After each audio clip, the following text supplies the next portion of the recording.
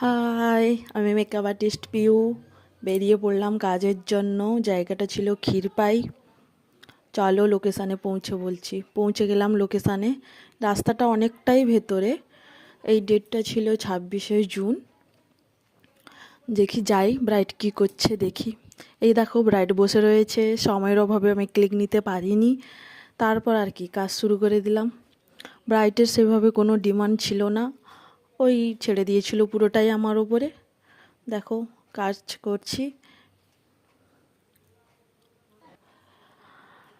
কাজ শেষের পথে, গয়না পরাচ্ছি। আরও কিছু কাজ রয়েছে, টায়রা টিকলি, মুকুট, আরও গয়না আছে পরাতে হবে। দেখো ফাইনাল লুক কেমন লাগছে।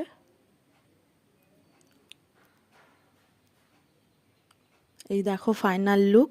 ব্রাইডের তো খুবই পছন্দ হয়েছে। সময়ের অভাবে কোনো